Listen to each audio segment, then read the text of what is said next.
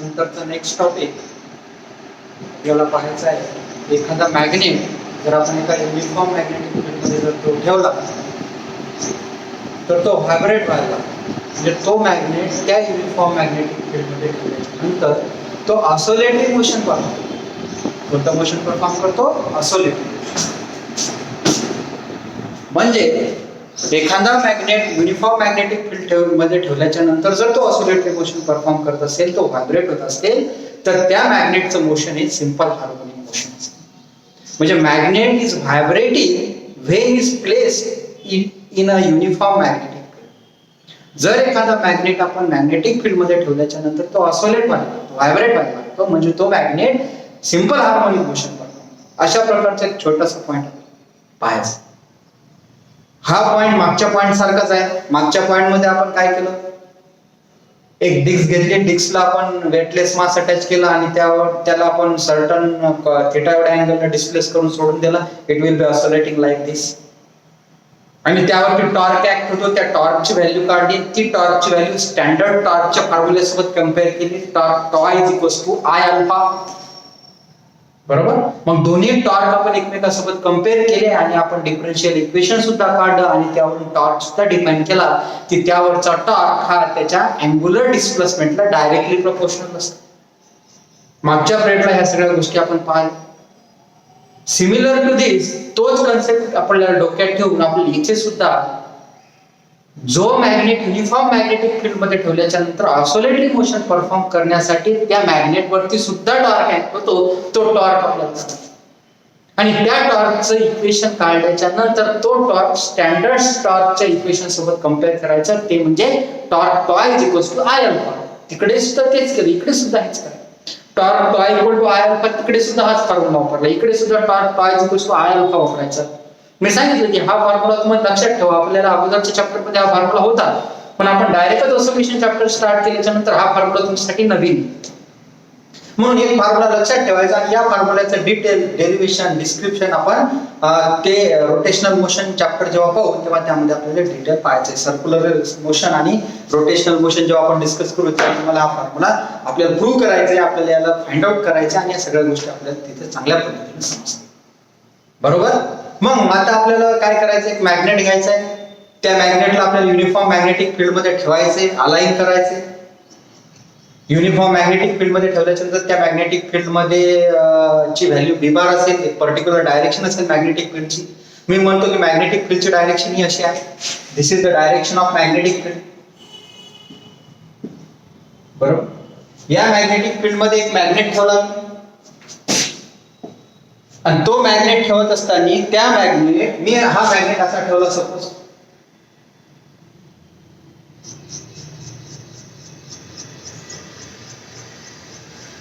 This is center of the magnet and this is the axis of the magnet.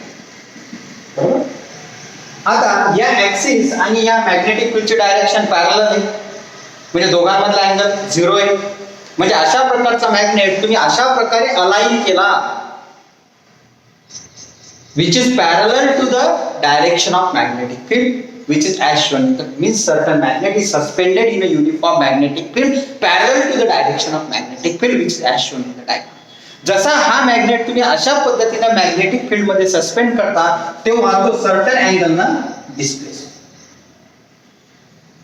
Line theta एवढ्या अँगलला तो displace.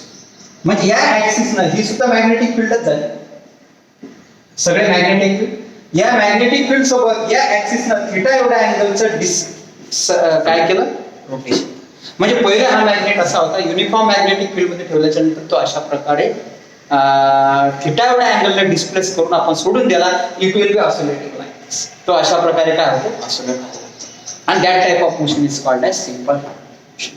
मग जर हा अशा प्रकारे थिटा एवढ्या अँगलला डिस्प्लेस करून जर तुम्ही सोडून दिला तर या मॅग्नेट वरती तो इकडे गेला की त्यावरती फोर्स ऍक्ट होतो, इकडे गेले की फोर्स ऍक्ट होतो. म्हणजे त्यावरती two equal and opposite forces act होतात.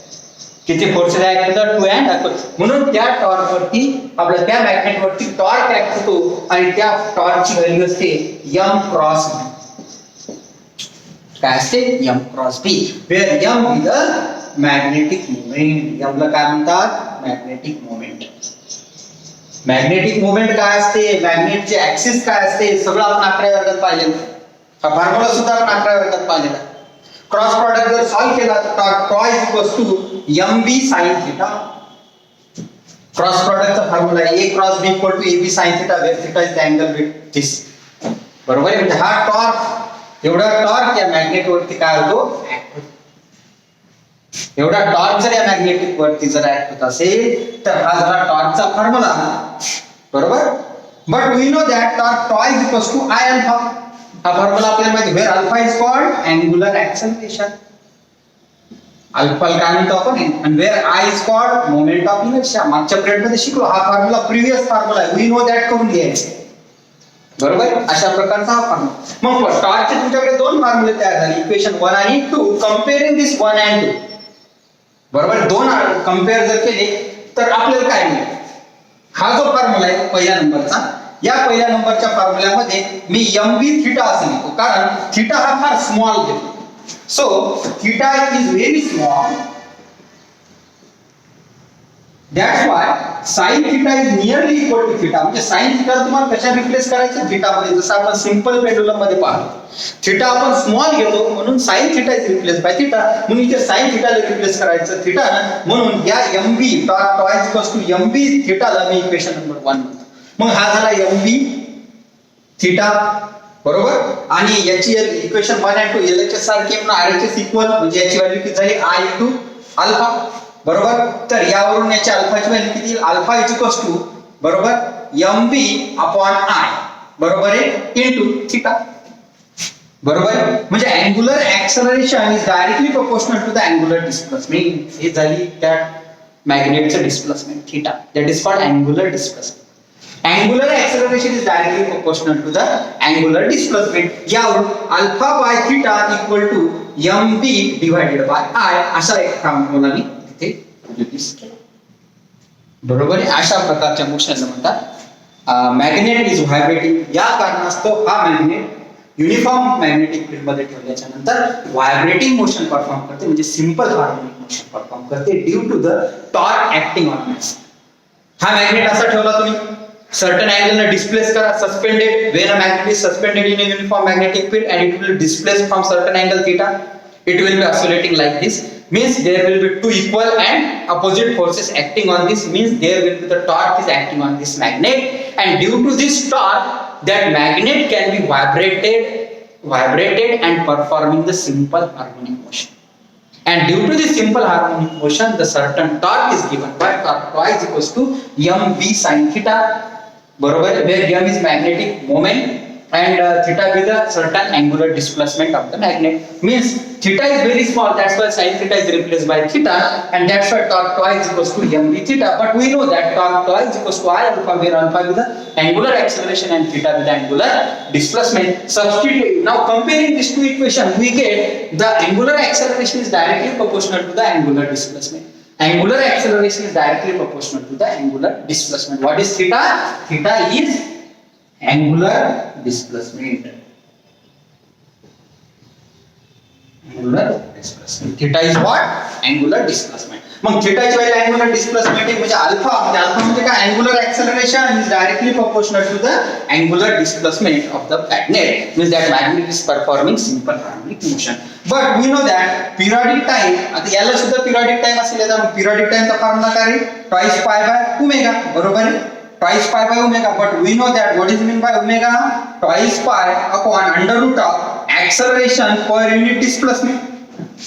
बरोबर आहे. काय ऍक्सेलरेशन पर युनिट डिस्प्लेसमेंट. मग ऍक्सेलरेशन पर युनिट डिस्प्लेसमेंट जर असेल तर या ऍक्सेलरेशनला आपण म्हणलं होतं अँगुलर ऍक्सेलरेशन. काय म्हणलं होतं याला, अँगुलर ऍक्सेलरेशन. कारण हे ऑसिलेटरी अँगुलर शब्द आला म्हणजे असं म्हणजे लिनियर नाही आहे एसएचएम, कोणते अँगुलर एसएचएम, म्हणून याला लिनियर ऍक्सेलरेशन न म्हणता आपण याला म्हणायचं अँगुलर ऍक्सेलरेशन, आणि याला म्हणायचं अँगुलर डिस्प्लेसमेंट. काय म्हणायचं, अँगुलर डिस्प्लेसमेंट. मग व्हॉट इज अँगुलर ऍक्सेलरेशन सांगा. हा twice pi as it is. बरोबर आहे. Divided by equal to twice pi upon बरोबर angular acceleration alpha, angular displacement theta म्हणजे अल्फा बाय थीटा. बरोबर आहे की नाही. मग अल्फा बाय जर थीटा इथे केलं तर इज इक्वल टू ट्वाइस पाय बरोबर आहे ट्वाइस पाय ही व्हॅल्यू न्यूमरेटर मध्ये केली तर काय होईल थीटा डिवायडेड बाय अल्फा. काय होईल formula theta divided by alpha is equal twice पाय. ट्वाइस पाय what is theta divided by alpha यावरून I divided by mv बरोबर आहे. काय रे I divided by mv. This is nothing but periodic time. This is nothing but the periodic time of this thin uniform rod when it is placed in a magnetic field. तुमच्या पुस्तकामध्ये या m ला mu म्हणलेले. काय म्हणलेले m is replaced by mu. Confuse व्हायचं नाही. m is replaced by mu. मी इथे m ला मॅग्नेटिक डायपोल मोमेंट म्हणलं. मॅग्नेटिक मोमेंट म्हणलं. पुस्तकामध्ये म्यू ला डायपोल मोमेंट असं म्हणले. So m is replaced by mu. बरोबर आहे. अशा पद्धतीने हा फॉर्म्युला आहे. This is nothing but the periodic time of a simple what magnet when it is placed in a uniform magnetic field. एकदम सिंपल आहे. अशा प्रकारे हे पहिला फॉर्म्युला टॉर्कचा हा आपल्याला माहित असलेला दोन्ही कंपेअर करून अल्फा बाय थीटा काढणं पिरियडिक टाइम मध्ये फॉर्म्युला ठेवला. This is nothing but the when that magnet is placed in a uniform magnetic field and it will be get vibrated means that magnet is performing the simple harmonic motion when it is placed in uniform magnetic field. अशा प्रकारचे shortcut expression आलं तर 2 मार्कासाठी तुम्हाला परीक्षेत विचारतात किंवा डायरेक्टच तुम्हाला हा फॉर्म्युला विचारतात when magnet placed in a magnetic uniform magnetic field. So what is the periodic time of the magnet which is nothing but twice pi into under root of I divided by mv where I is called moment of inertia, m is called magnetic moment and b is called uniform magnetic field. m ला आपण mu सुद्धा म्हणू शकतो. अशा प्रकारचा इथपर्यंत तुमच्या पुस्तकामध्ये असलेला गोष्ट केलेला आहे. आणि आपण यावरून असं म्हणू शकतो की angular acceleration is directly proportional to the angular displacement. Angular acceleration is directly proportional to the angular displacement of the particle. म्हणजे हे कॉन्स्टंट टर्म म्हणून alpha is proportional to theta आणि टॉर्कचा फॉर्म्युला आपल्याला म्हणजे torque equal to mv sin theta. m is magnetic moment, beta b is a uniform magnetic field. अशा प्रकारे m is magnetic moment आणि b इज मॅग्नेटिक फील्ड. आणि आपण काय करतो एक युनिफॉर्म एक मॅग्नेट घेतो आणि तो मॅग्नेट मॅग्नेटिक फील्डच्या डायरेक्शनला अलाइन करतो, सस्पेंड करतो. बरोबर आहे. आणि अशा प्रकारे या मॅग्नेटला थीटा एवढ्या अँगलला डिस्प्लेस करून जर सोडून दिला तर याचं डिस्प्लेसमेंट थीटा झालं. Theta is very small actually. Theta एवढ्या अँगलला डिस्प्लेस करून आपण सोडून दिला तर त्याला थीटा एवढा डिस्प्लेसमेंट केला. Due to this theta displacement angular displacement that magnetic it will be vibrating like this. Magnet it will be vibrating like this. Due to this, there will be equal and opposite force acting on the body. That is means the on the magnet there will be the torque is acting on magnet and the torque is given by mv sin theta means mv theta. But we know that torque is equals to I alpha. बरोबर. Where I is called moment of inertia and alpha is called angular acceleration. Now comparing these two equations, we can say that the angular acceleration is directly proportional to the angular displacement. We can write like this, and we know that the periodic time is nothing but twice pi by omega means twice pi upon under root of angular acceleration per unit angular displacement. Substituting this, we get the periodic time of a magnet when it will be vibrating in a uniform magnetic field. Means that magnet is performing the uniform magnet is performing the simple harmonic motion when the magnet is placed in a uniform magnetic field. Shortcut point हे 2 मार्काचा आहे. त्याच्यानंतरच एक मोठा एक practically एक तुमचा एक छोटासा डॅम्पिंग असोल्युशन नावाचा आहे. एक छोटासा डायग्राम आहे. डायग्राम नुसार आपण त्याचं डिस्क्रिप्शन पाहायचं आणि शॉर्टकट करायचं ते आपण नेक्स्ट पिरियड मध्ये पाहू. No this is nothing but explanation of a explanation of magnet when it is vibrated when it is placed in a uniform magnetic field. अशा प्रकारच्या पुस्तकात थिअरी मी जी सांगितली तीच तुमच्या पुस्तकात सुद्धा आहे. आणि या मॅथमॅटिकलचा टर्म अशा प्रकारे टॉर्क 2 प्रकारे काढायचा आणि त्याला कंपेअर करून या सगळ्या गोष्टी तिथे मांडायच्या. So this is nothing but the explanation of magnet is vibrating in a uniform magnetic field. Thank you.